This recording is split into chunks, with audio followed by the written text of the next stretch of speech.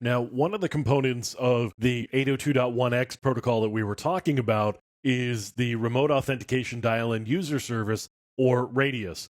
Now, Radius provides authentication, authorization, and accounting, commonly called AAA.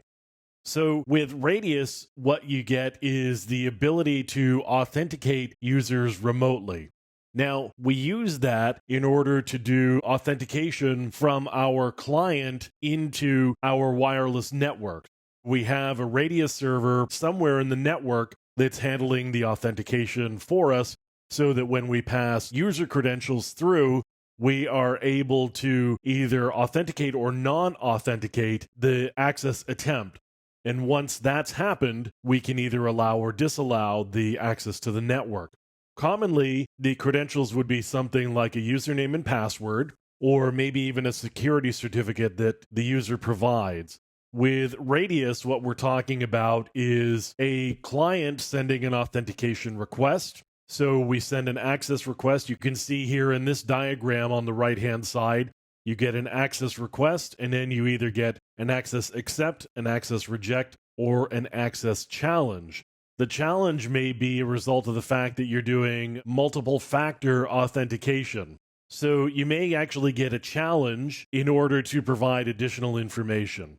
Now, Radius is actually a fairly old protocol, and it's really been superseded by Diameter, which is a bit of a joke.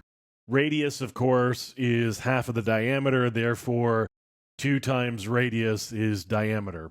So you can see that Radius has actually been around since 1991. It is still in place in some cases. However, Diameter is the commonly preferred protocol for doing this remote user authentication.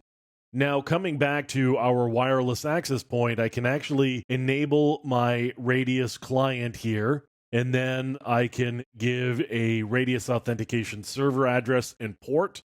And I could do the password either by MAC address or shared key. If I use the shared key, I could say, this is my password. And then, of course, I would put in my Radius server. So, for example, I might use this as my authentication server.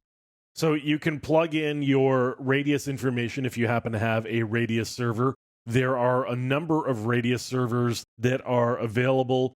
There are open source Radius servers. There are also Radius servers that are provided by vendors like Steel Belted Radius, for example, which is currently supported by a networking vendor.